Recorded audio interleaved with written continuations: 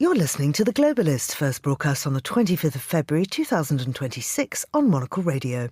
The Globalist, in association with UBS.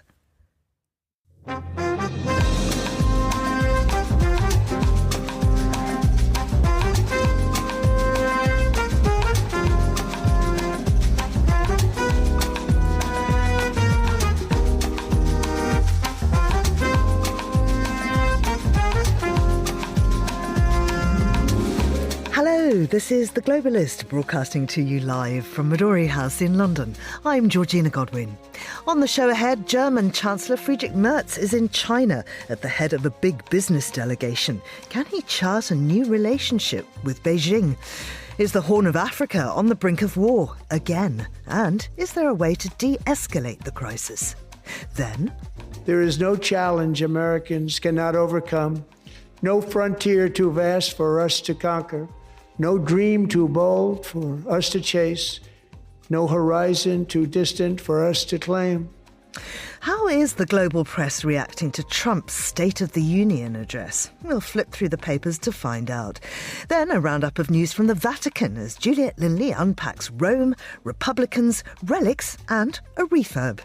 Canada says it will help Cuba defy the US oil blockades on the island. But is this out of humanitarian concern or political provocation?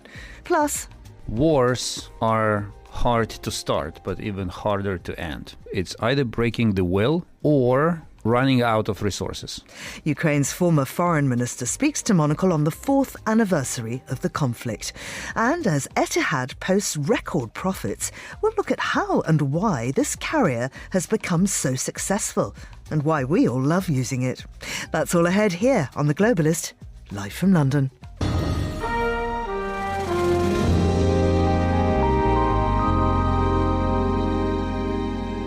First, a look at what else is happening in the news. Iran is close to a deal with China to buy advanced anti-ship missiles as the United States assembles major naval forces near the Iranian coast. Donald Trump delivered the longest State of the Union speech on record, pitching his economic agenda as Democrats staged nationwide counter-events. And Australian leader Anthony Albanese was evacuated from his official residence in Canberra today after an alleged bomb threat, which police later said posed no ongoing risk. Do stay tuned to Monocle Radio throughout the day for more on those stories. Now, Chancellor Friedrich Merz is making his inaugural visit to China, Germany's biggest trading partner, at a time when it's acknowledged that Germany's economic relationship with Beijing has changed. Well, I'm joined now in the studio by David Schlesinger, who is an independent advisor and commentator on media, journalism and China, and from the Bavarian capital by Florian Egli, Professor of Public Policy at the Technical University of Munich. Good morning to you both and thanks so much for joining me.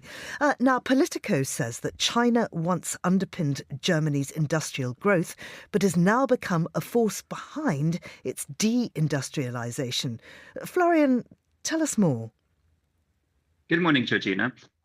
Yes, so I think this statement, is a bit overblown in both directions, but there is certainly some truth to it. So what people refer to is the second China shock. The first China shock took place after 2001, when China joined the WTO, the World Trade Organization, and basically Chinese goods entered world markets with, the consequences we know, a lot of very cheap consumer goods from China, that partly threatened Western industry, but also made our lives very comfortable.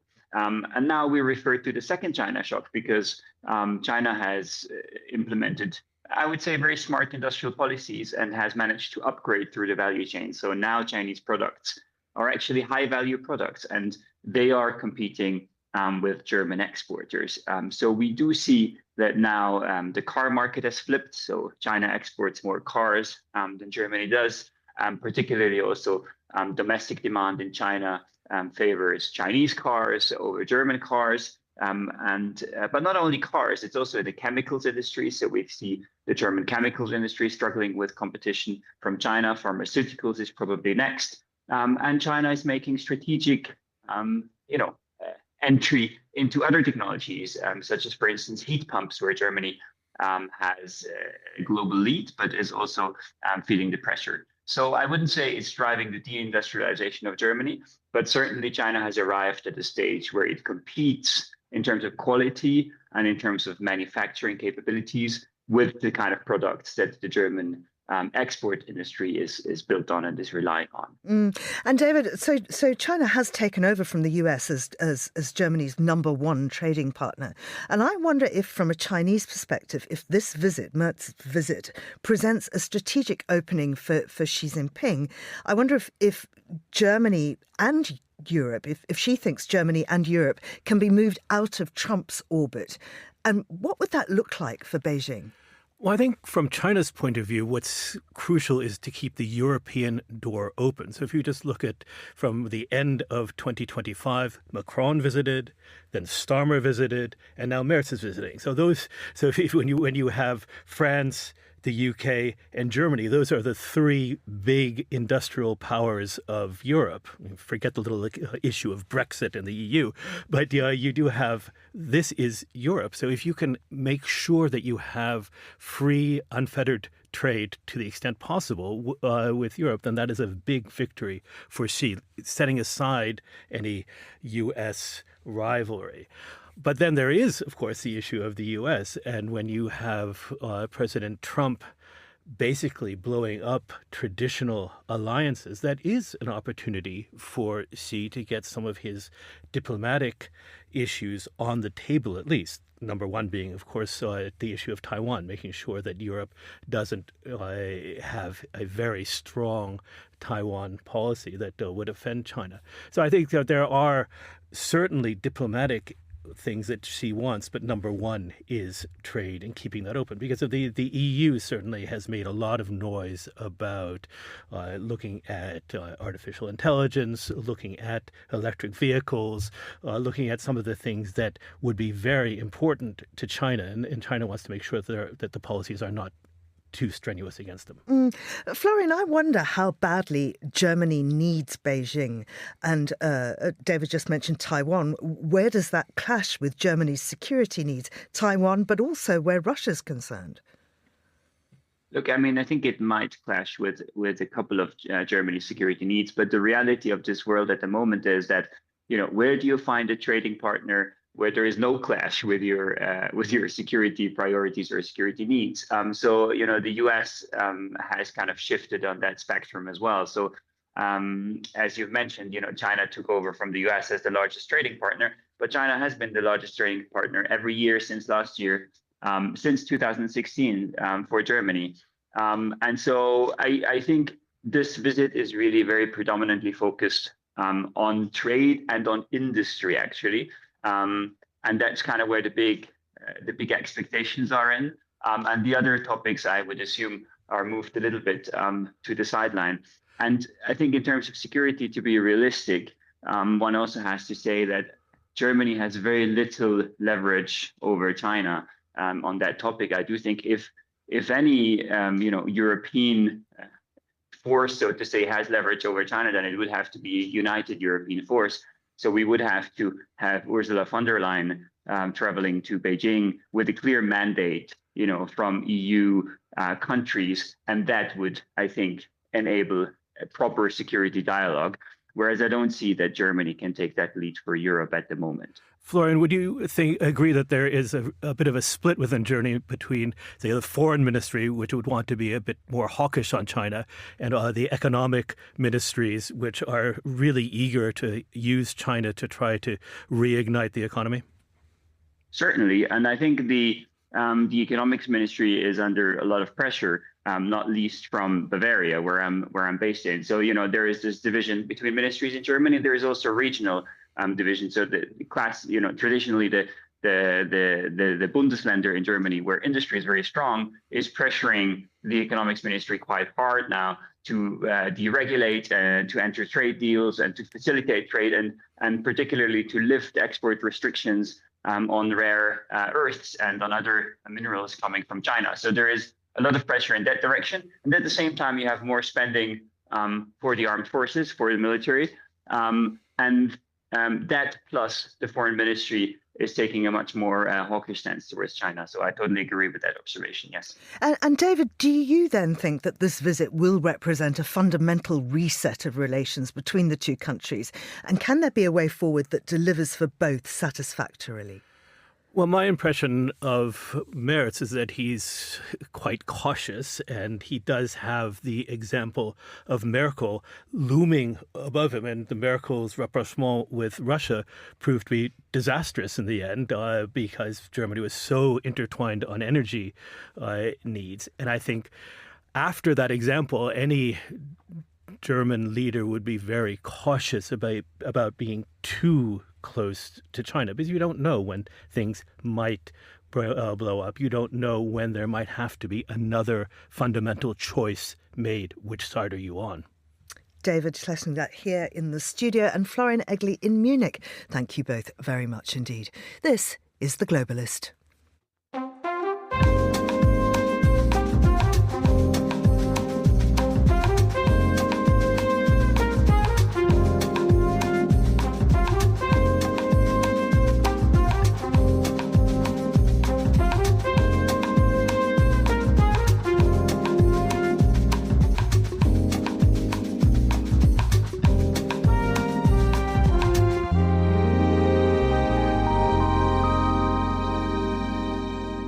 It's 11 minutes past 10 in Asmara, 7:11 here in London.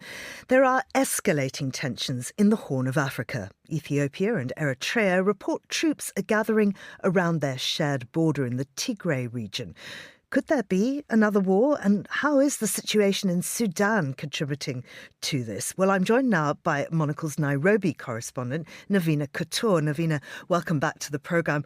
What's happened since the last major conflict here 3 years ago? Good morning. Yes, we had this really devastating war in the Tigray region that came to an end in 2022 with the Pretoria Agreement. What has happened since then is that Eritrea and Ethiopia, who basically forged an alliance to fight against the forces in Tigray, have fallen out. Eritrea is being accused by Addis Ababa of arming rebels in Tigray, in Amhara, in Oromia, of undermining the federal government in Addis Ababa.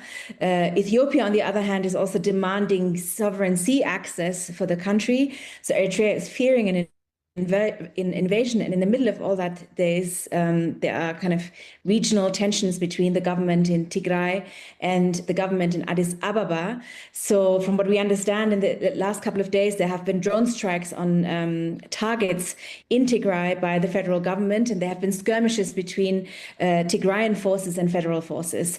And I think it is important to stress that there is a real concern that this conflict, that this war that started in 2020 might break out again, but just with different alliances this time. And is Ethiopia's push for the Red Sea access, an economic imperative, or is it a geopolitical provocation? I think it's both. I think most observers, as well as diplomats, would agree that in order for Ethiopia to progress economically, to do better economically, in order to be able to export, it does need sea access. It has to rely on the goodwill of ports like Djibouti in order to secure that, or Eritrea. It tried to forge an alliance with Somaliland, but that hasn't really worked. So I think there is a real sort of push from the central government to secure the sea access, which it says it always had in the past.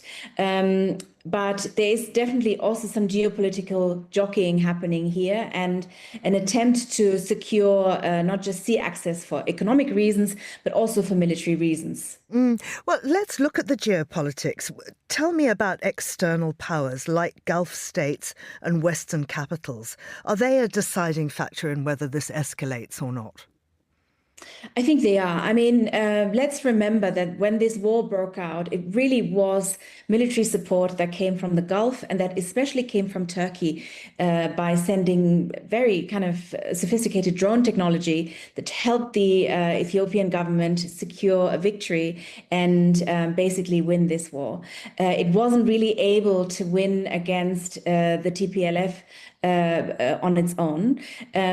The Chinese government is heavily invested, not the Chinese government, but the Chinese companies and the Chinese state is heavily invested in Ethiopia economically. I think it has an interest in containing this conflict so that the investments in mining, but also in other sectors like textile, are not endangered.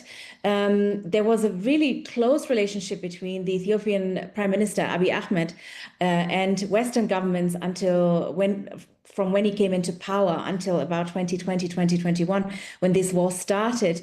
A lot of Western capitals were pushing for economic reforms, were supporting him. So I think at a time when there is a war raging in Sudan that has spilled over into the neighboring countries like Chad, Ethiopia, South Sudan, when there are questions over what is going to happen with the UN mission in Somalia, there is a real concern that another war in the region is something that will destabilize the region even further.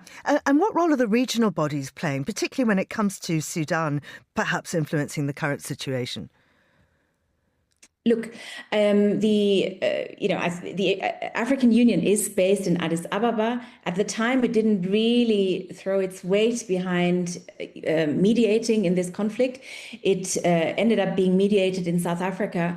As we said before, some of the Gulf states that are supporting different groups in Sudan and in other countries are also now trying to influence the government in Addis Ababa. So I think it's a very tricky situation for a body like the African Union. And so far, I haven't seen a real push to mediate, but that probably also has to do with the fact that there are other conflicts that need to be addressed. And so what might a credible peace process look like? And would it necessarily then involve outside leverage? I mean, there are observers who are arguing that it does require outside leverage to bring these three parties back from the brink. And one issue that is being discussed and is being put forward is that there needs to be a credible pathway for the Ethiopian government to the sea, that the neighboring countries should come up with kind of reliable solutions for the Ethiopian government to access a port or the sea for export and possibly for military solutions. But this is obviously something that needs to be negotiated and is a very delicate negotiation. So I think the observers who are watching this definitely do see a role for China, given the investment the Chinese government has here, but also for the regional powers to kind of come up with a solution to the sea issue that the federal government in Ethiopia has really formulated as a problem. Navina, thank you very much indeed. That's Navina Katur there speaking to us from Nairobi. Now, still to come on the programme. We are preparing a plan to assist. We are not prepared at this point to provide any further details of an announcement. Canada's Foreign Affairs Minister says Ottawa will prepare an aid package for Cuba as it faces fuel shortages worsened by the US oil embargo. But what exactly would that look like? We'll find out. This is The Globalist. Craft is a matter of perspective, a unique outlook, an obsessive attention to detail. With UBS's Chief Investment Office House View, we're focused on identifying the latest investment opportunities and market risks to help you achieve your financial goals, so you get the big picture broken down into thought-provoking insights. Delivered daily and curated by over 200 globally connected, locally active analysts. UBS. Banking is our craft.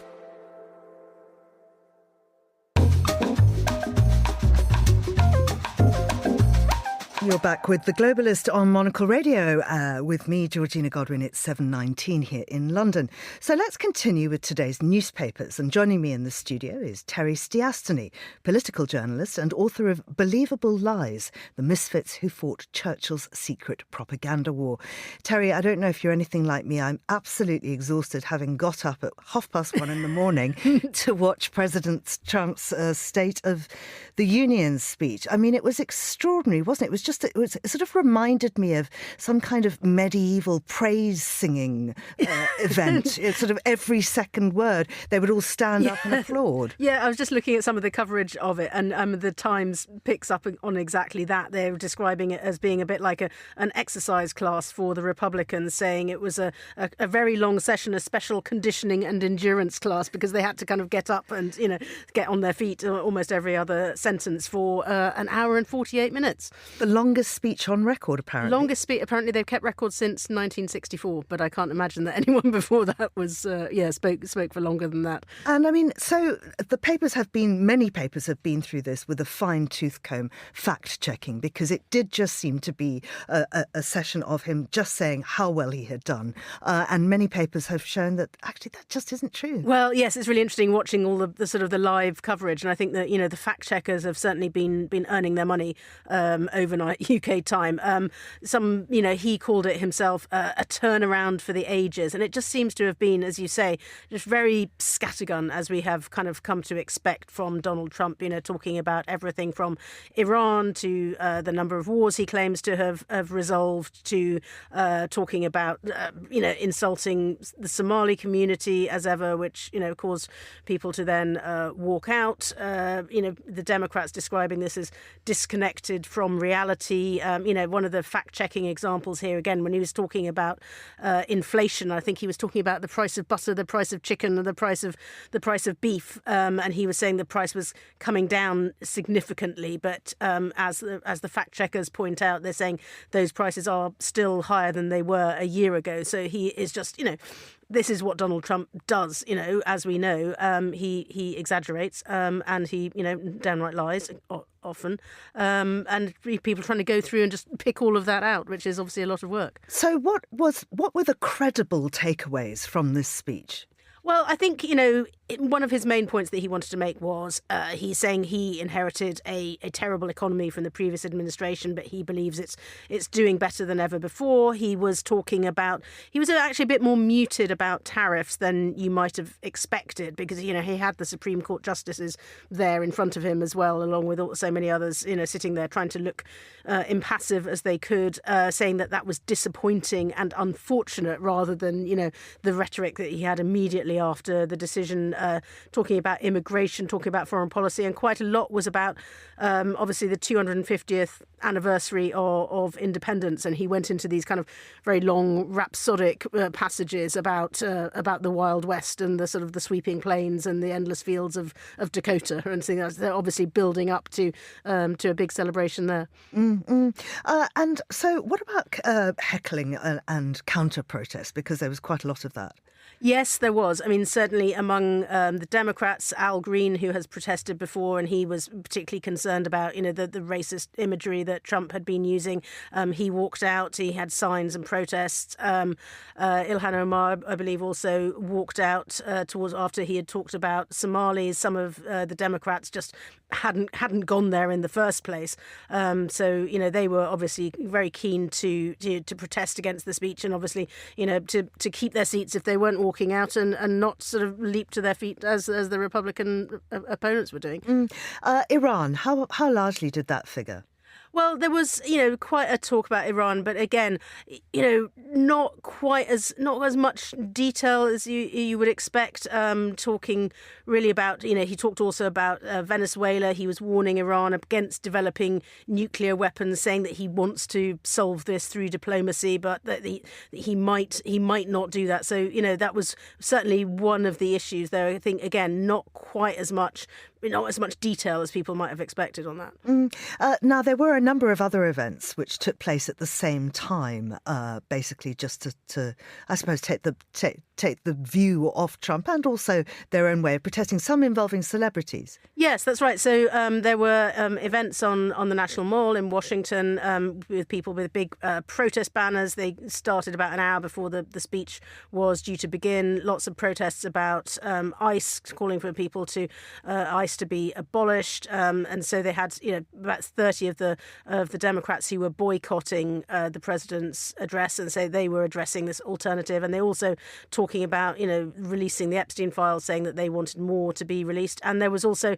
a kind of a more celebrity event at the National Press Club, which was called State of the Swamp, and that had Robert De Niro speaking there, and Robert De Niro saying it was about the country imploding. It was something inside, and we can't allow it. He said it's been brought to a head by a lunatic. And so across the press, I mean, is there one sort of take on how he came across? I think it's quite sort of disparate so far, and I think people are just trying to sort of absorb the whole of this speech that was, as we said, very kind of wide-ranging and sort of rambling. But so I think people see it as perhaps a kind of theatre, perhaps, something that we have, come to expect from Trump. And it's quite hard to get a handle on it, I think, just because of, there was just so much of it. But I think, also some people noticing that Trump seemed, I think, quite tired, that he seemed to be leaning on his lectern a lot, that he was, grabbing onto the edges of the lectern as he kind of held himself up with it. And there's some people saying, he had this very long speech, but he was finding it quite hard to get through. Mm-hmm. Let's turn to the Louvre now, because the director has quit. This is just 4 months after the heist. And though, of course, there were strikes that followed that. Tell us what she said. Yes, this is Laurence Descartes, who has left her job 4 months after the heist, and she's given a big interview to Le Figaro in Paris, and it's quite interesting because I think she's trying to pull her punches a little bit, but not really succeeding very much. So there's been a big political row in France about the state of the Louvre, but she's basically saying, I came in to try and reform this institution, but actually it is in an absolute state, not to find a point on it. She was saying that she knew since she'd been there that the building was in a state of dilapidation, that the security systems weren't very good, that there was this massive problem with overcrowding as well, and that she's had a plan to try and deal with it, but that it was kind of overtaken by events. It just said the theft on the 19th of October illuminated this in a cruel manner, something which I've been trying to raise the alert about since I arrived. This old building, this obsolete technical thing, and the congestion problem. So she's really saying, look, I told you this was a problem, but there's a lot of problems. She sees herself as like a lightning rod for all the criticisms. But as well as the heist, there's been allegations of a €10 million ticket fraud scheme going on. There's been a leak in the roof right near the Mona Lisa. There's been these big problems of people getting stuck and the staff going on strike. So it's not been a great time for the Louvre, let alone having the French crown jewels stolen. Absolutely. Well, certainly her career at the Louvre is dead and buried, but perhaps she might like to have a little lie down then in a cute coffin. Tell us about this. This is a very bizarre story. One of these bizarre Japanese stories. It's reported in the Times this morning, and apparently it's a relaxation trend in Tokyo where if you are stressed out, you can rent out a cute coffin for 30 minutes. Starts at 2,000 yen, which is approximately £9.50. You don't have to reserve, obviously not too busy yet. You can listen to healing music, watch a video projected on the ceiling, meditate or just sleep. And the thing which absolutely freaks me out about this is not so much the lying in the coffin, but the fact that it can be a closed coffin as well. I just do not shut me in a box for half an hour. After about 2 minutes, I would be banging on the roof, jumping out of there. I don't think I would find that relaxing at all. No, I can't. Although I suppose people do those sort of hyperbaric flotations. Yeah, I wouldn't do that either. Yeah. How odd. So what is it? Sort of death rehearsal? I think it said, well, one of the ideas, it says, according in this article, beauty and death was a celebrated aesthetic in samurai times, but this is more cutesy, and the people running it say they want to present a new approach to mourning from the perspective of fashion and art. And it also says, wants to reduce suicide, which is obviously a very serious thing, and it says that it has reduced or alleviated their thoughts of death. But again, I would say I would be very sceptical about that, because if you're lying in a coffin, what else do you think about? Not one for me. I don't know. Terry Stiasny, I promise we won't lock you in a coffin. Thank you. This is The Globalist on Monocle Radio.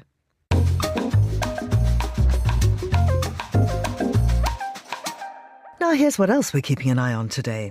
Iran is nearing an agreement with China to acquire supersonic anti-ship cruise missiles that would significantly boost Tehran's strike capabilities. The talks intensified after last year's Israel-Iran war, as the United States deploys a large naval armada to the region and warns Iran to reach a nuclear deal or face military action. Donald Trump used a record-length State of the Union address to promote his economic record, despite slipping approval ratings. Democrats responded with rebuttals and protests, arguing the economy will define the next midterm elections. And Australian leader Anthony Albanese was forced to leave his Canberra residence for several hours following a reported security threat. Authorities later confirmed nothing suspicious was found and there is no ongoing danger. This is The Globalist. Stay tuned.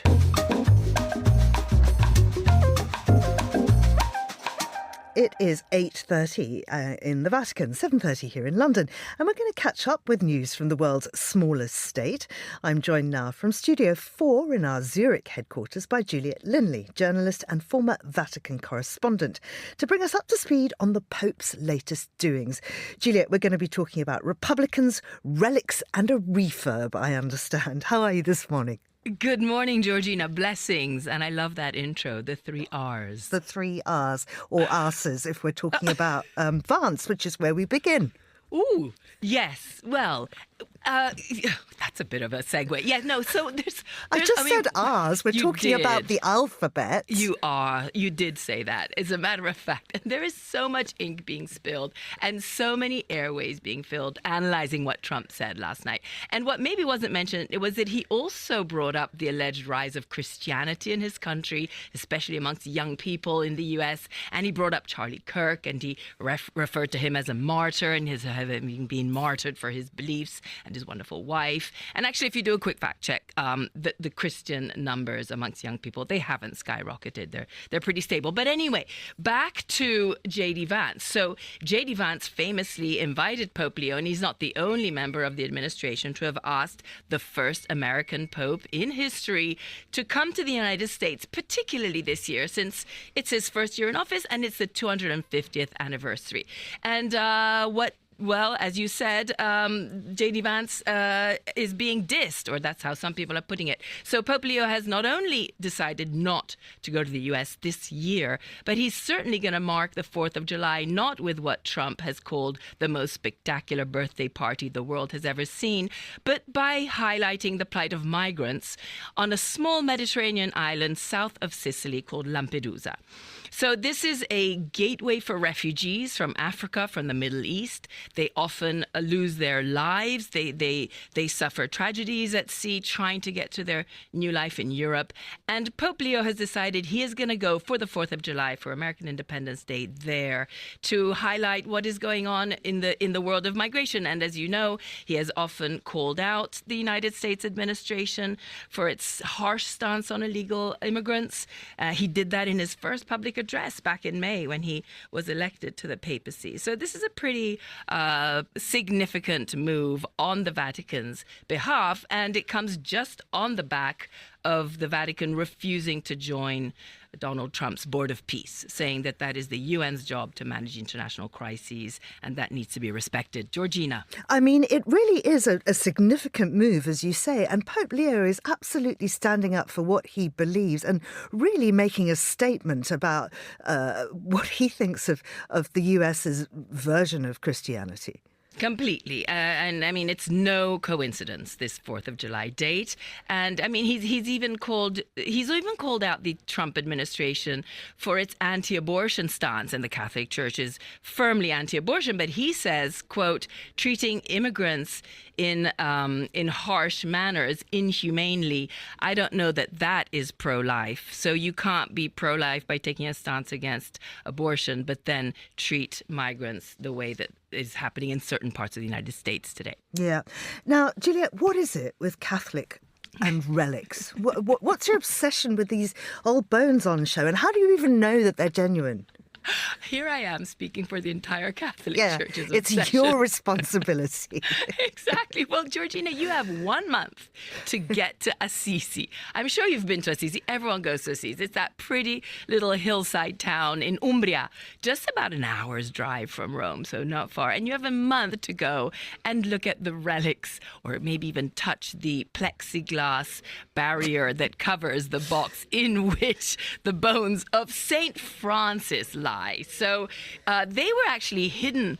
This is the first time that they've gone on public display. They've been hidden from view. Only certain Franciscan friars periodically inspected them over the years. But they've been there for 800 years, Georgina, and this is your chance to see them. What you got to do is you got to go to a website, stfrancislivesOn.org, and you get a QR code and you join the already 400,000 pilgrims. This is not a joke. This is very serious stuff for certain people. The 400,000 pilgrims who have already registered to go to the crypt inside the Basilica of San Francesco and to view the relics. Now, 80% so far registered are Italians, but about 5,000 are coming from the US, another 5,000 from the Balkans, and a couple of thousand from France and Brazil. Extraordinary.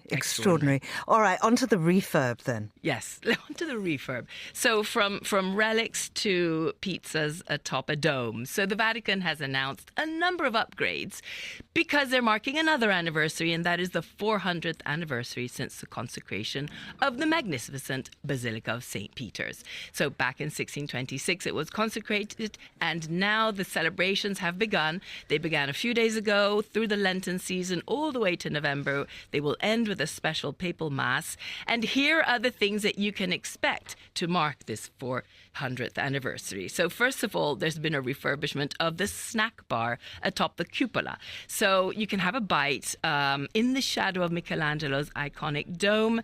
The snack bar has been doubled in size, snack bar as they would say in Italy, because you can't just call it a bar because the foreigners will think it's serving alcohol. No, bars serve tramezzino, sandwiches, toasties and everything. And so they have doubled it in size.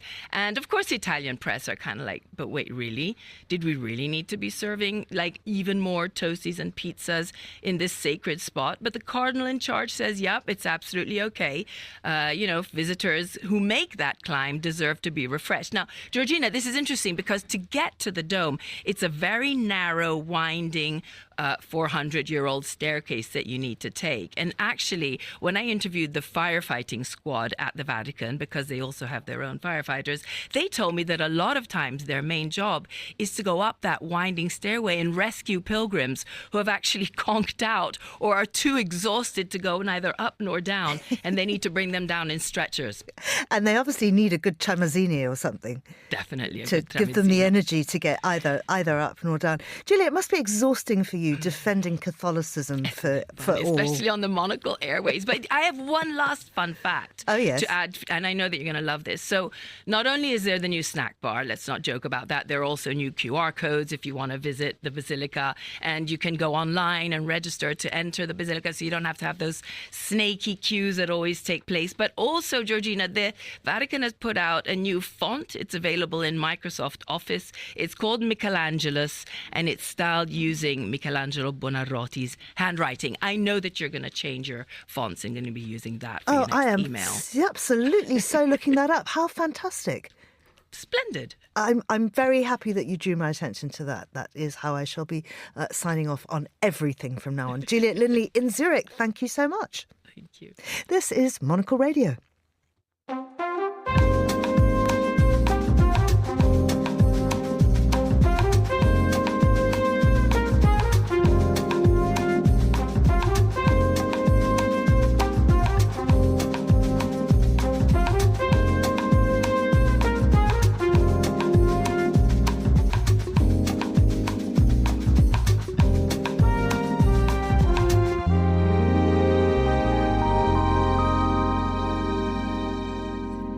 is 7:38 here in London. That's 2:38 in Ottawa. Now, Canada has announced it's preparing to assist Cuba as Washington tightens restrictions on oil supplies to the island, worsening fuel shortages, prompting rolling blackouts and raising fears of a humanitarian crisis. Well, I'm joined now in the studio by John Everard, former British diplomat, expert on Latin America and a commentator on Cuba. John, welcome back to the studio. What are the details of Canada's plan and is it confirmed? There are no details. The Foreign Minister, Anita Anand, has simply said that they are preparing an assistance package for Cuba and refused to give further details on Monday. We know nothing more. What can Canada do? I mean, what Cuba desperately needs right now is fuel oil. And it'd be very hard for Canada logistically to get that to Cuba. Moreover, President Trump has said that anybody who supplies oil to Cuba themselves are subject to sanctions, which is what's caused Mexico in particular to cut off the oil taps. So maybe humanitarian aid of some kind? How are you going to get it there? If you fly a plane in, you can't refuel in Cuba. There's no aviation fuel. Extraordinary. So, I mean, we wonder then how directly the US restrictions are driving this crisis in Cuba. Is that the only factor? Long term, no.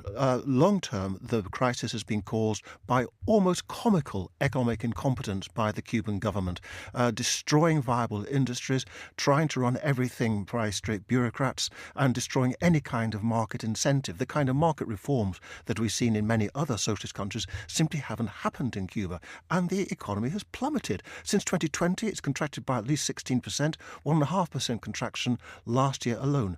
But through all this, the United States blockade in various forms has been a major factor in Cuba's decline. Ever since President Kennedy announced it, it's made life and trade in particular extremely difficult for Cuba. And the tightening of the noose that President Trump has announced means that, for example, in January, Cuba received no oil at all. Why is energy the pressure point? Because Cuba is entirely reliant on oil supplies for its energy. It is only now, very belatedly, waking up to the possibilities of solar power. There's plenty of sunshine in Cuba. It probably won't be able to get the panels installed fast enough to come anything close to meeting its energy needs. So that at the moment, Cuba is undergoing regular, long blackouts. People are only being given a short window in which to recharge their mobile phones or cook a meal. It's causing terrible health problems because the garbage trucks can't work. And in a climate like Cuba's, if you leave rubbish on the street, very quickly you get infestations of rats and mosquitoes. So is Canada's motive genuine humanitarian intervention, or could it also be a challenge to US policy, a bit of a political provocation? I think there's probably an element of both. I mean, Mark Carney has made very clear where he stands on all this. I think Canada also will be watching very carefully what happens to the Seahorse, the Russian oil tanker that is chundering its way towards Cuba with 200,000 barrels of oil on board. President Trump has said that he will apply sanctions to anybody who supplies oil to Cuba. He hasn't yet applied sanctions to Russia for this. Okay, technically the Seahorse is under the Cameroonian flag, but I doubt if President Trump would worry about a legality like that.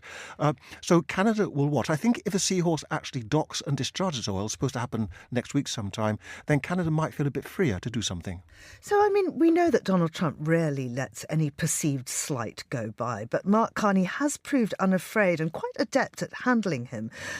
Given that the relationship between the two countries are tense already, how sensitive is this for US-Canada relations? How might it pan out?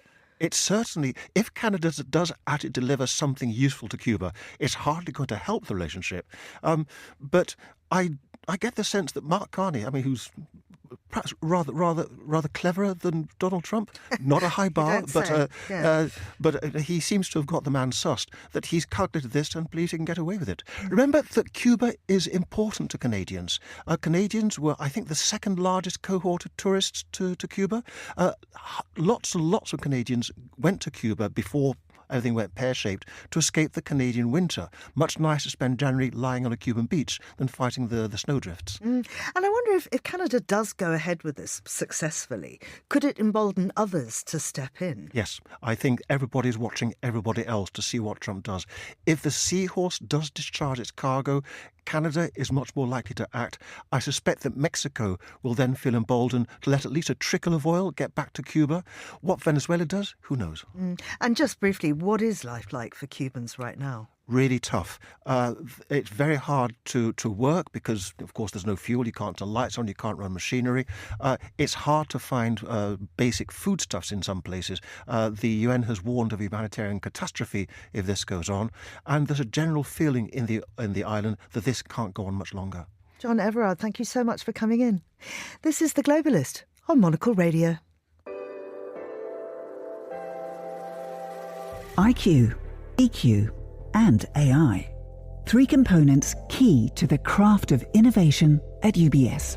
Because to stay ahead in a rapidly evolving age, you need a partner with decades of experience, endless passion for the work, and a finger on the pulse of leading technologies, bridging human expertise with artificial intelligence, all to elevate you. UBS. Banking is our craft.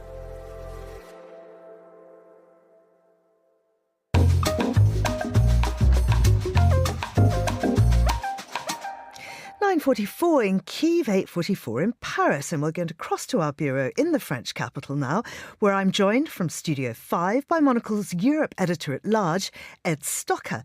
Ed, you're really living up to your title. You're usually in Milan, but you're joining us from Paris this morning. What have you been getting up to there? Yeah, exactly. You know, I need to get about a bit as Europe editor at large. It's great to be in Paris. I've been, out and about on the streets of Paris and attending some events. Obviously, yesterday was a big day marking the 4th year of war in Ukraine. And, you know, as you would expect, here in France, it was sort of blanket news, on television, the newspapers here leading with full pages about Ukraine. Both papers that I have in front of me from yesterday, basically dealing with the same headline. Le Monde talking about the risk of an endless war, and Les Echos as well talking about this endless war in Ukraine. There was a feeling, I think, when the war started that, it would perhaps be over quickly, that Ukraine would perhaps capitulate. So everyone involved is surprised, including European Union members, that we're here 4 years on and Ukraine has proved resilient and the war is still going on with no necessary outcome in sight, despite tentative peace talks that are still ongoing and aren't showing much sign of leading anywhere at the moment. And the reason we're talking about all of this is because I went to an event about Ukraine with some distinguished guests last night in Paris, Georgina. And I know that you also have spoken to Dmitry Kuleba. Yeah, I have. So just to briefly tell you, this event was kind of trying to look for solutions. What next in Ukraine? It was held at Sciences Po, which of course is one of the premier institutions, educational universities in France. It's where Emmanuel Macron went. He was class of 2001. It's where sort of all the elite political establishment, or many of them, attend. The panel was the European Commissioner Valdis Dombrovskis was there, human rights lawyer Alexandra Matvichuk, and also Odile Renaud-Bassot, the president of the European Bank for Reconstruction and Development. They were all trying to find solution, what needs to change. There was a lot of talk. Europe has been very supportive. There's just been a loan package approved recently this month. They're talking about a 20th sanctions package. But there was a talk about a need to change the mindset, not about helping Ukraine not to fail, but helping Ukraine to actually win. And you mentioned that I spoke to Dmitry Kuleba. He is the former foreign minister of Ukraine. He's now an adjunct professor at Sciences Po. I caught up with him last night, in fact, and we're going to play a recording of our conversation. Wars are hard to start, but even harder to end. There are only two ways of putting the war to an end. It's either breaking the will or running out of resources. Ukraine still has the will and resources, while Russia also still has the will and resources to continue fighting. So until one of these moments occur, either the will of Russia or Ukraine is broken, or either of us runs out of resources, you will see the end of the war. But as long as both availabilities are there, I'm afraid the struggle will continue. And obviously, Ukraine is reliant on partners that will help it. In the past, you've been critical of European decision-making as being slow. How do you feel today about how Europe is helping Ukraine? Look at the map and how different Russia and Ukraine look like, and then come to terms with the fact that neither Ukraine nor Russia can sustain this war without the help of partners. Europe on the Ukrainian side and China on the Russian side. So Russia is not capable of sustaining this scale of war without being enabled by Chinese technologies and assistance in manufacturing. Europe has been doing much better compared to 2022, but unfortunately I cannot say that this is enough because the war still continues. And there's still disagreements about whether to send troops and things like that. Not everyone is in agreement for how to, I guess, help Ukraine. Well, the difference between 2022 and now, when it comes to the EU, is that we're not speaking about the unity in the Union anymore. It is the coalitions of the willing that replaced the Union as such. But as long as weapons flow, as long as critical decisions are being made, we can live with that. You've described yourself as an optimist in the past. Do you still feel optimistic about Ukraine? Absolutely. It's my country. How can I wish bad for my country? And moreover, I see some first signs of addressing the problems that held us back in previous years. I also see that Russia is not on the brink, but is heading in that direction. So if all of us do what we ought to do, the war will end on good terms for us. How important is it to do events like this, to speak about Ukraine? Because sometimes we see with the media, they move on from stories or people get war fatigue. It's just too difficult for people to keep up with. So how important is it for you to, I guess, keep reminding people about what's happening? Oh, absolutely. Framing the war, controlling the narrative are essential parts of the struggle. And if you want to remain in the spotlight, you have to speak up. Wartime diplomats are fighting for people's attention around the globe as much as they're fighting for weapons for their country and sanctions against the enemy. Do you see peace negotiations coming to fruition, actually achieving something this year? There is a slim chance for that, but it's not zero. And it depends on two things: whether Ukraine, with the support of its partners, will be able to stop Russian advances on the battlefield, and whether Ukraine's partners, with the support of Kiev, will be able to cut Russia off of its oil revenues, because it is money from oil that actually oil Russia's war machine. So we need to achieve these two things to put Putin in a position where he will have to make a deal. We've talked a lot about Europe, but obviously the US is also a key partner. Trump has often been unclear about which line he's taking. Do you think you can do it alone? Do you think you can progress with a US that is not always that clear in its position and just with Europe? Or do you think you need the US just as much as Europe? The fact is that we won't get a better Trump. Neither we in Kiev nor our friends in Paris or London. The second fact is, as long as Ukraine and the rest of European nations stand together and build up their capabilities, neither President Trump nor President Putin will be able to impose their will on us.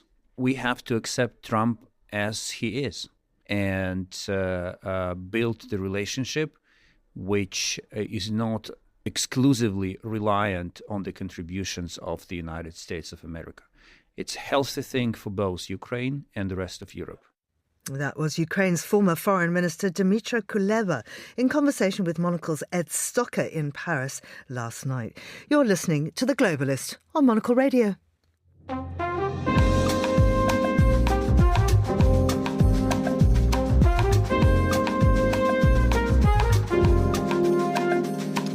Now, the Abu Dhabi-based airline Etihad has posted a record annual profit, and I feel somewhat personally responsible, having used it extensively over the last few months. To find out why I'm not the only one choosing this Middle Eastern carrier, I'm joined now by Monocle's Gulf correspondent Inzamam Rashid, who is in Dubai. Inzi, hello to you.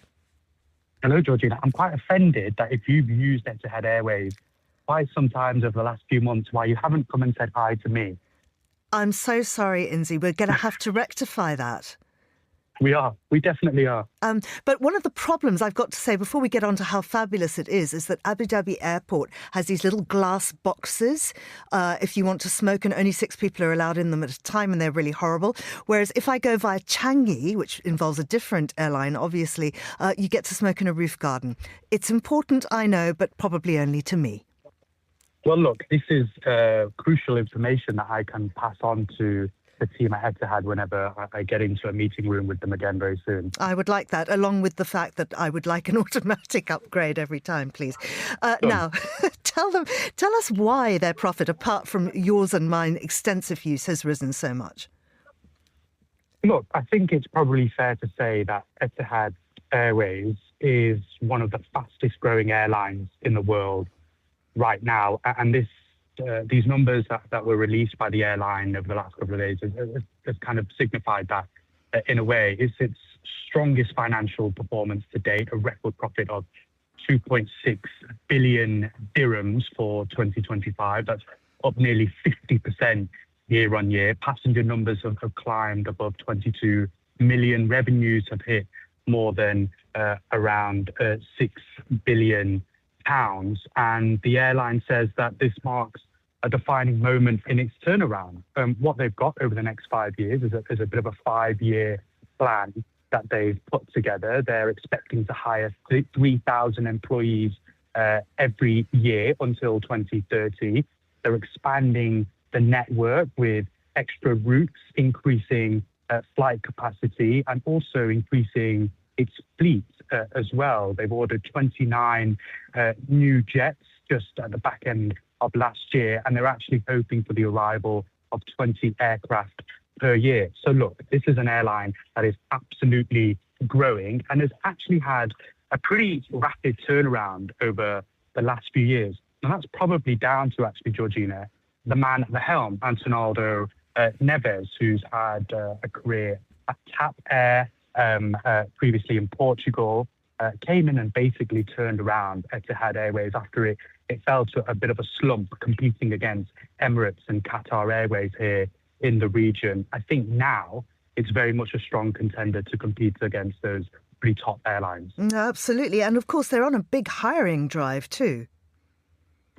Yeah, and I think that's quite interesting because particularly for pilots, they're increasing the number of pilots that they're hiring out here as they get more planes as part of their fleet, as they increase the number of routes as well. They're also flying to some pretty interesting destinations. They've added many of those destinations to their portfolio, like Atlanta, Prague, Warsaw, Hanoi, Hong Kong as well. They're really focusing hugely on the Far East. And then obviously there's a big push for cabin crew as well. 1,600 cabin crew were employed last year, and the plan is to hire just as many every year for the next 5 years as well. So when you look at the number of planes that are coming, the number of routes that are being added, they also want to just increase the number of people actually working for the airline. And what's pretty interesting about Etihad, and I've had conversations with the CEO, Antonaldo, Monocle is pretty much in touch with the team at Etihad quite frequently, is that this is an airline that's also doubling down on luxury. So when we specifically look at their business class, their first class offering, which is a really beautiful cabin, but both of them, they're doubling down on their luxury offering, which I think is very interesting for an airline in this day and age, making sure that they're pumping money, a lot of cash, into making sure that luxury offering is still there. Absolutely. Inzi, thank you so much. That's Inzamam Rashid, Monocle's Gulf correspondent, speaking to us from Dubai. And that's all for today's programme. Thanks to our producers Hassan Anderson, Laura Kramer and Desiree Bandley, our researcher Annalise Maynard and our studio manager Steph Chungu. After the headlines, there's more music on the way and the briefing is live at midday in London. The Globalist will return at the same time tomorrow. I'm Georgina Godwin. Thank you for listening.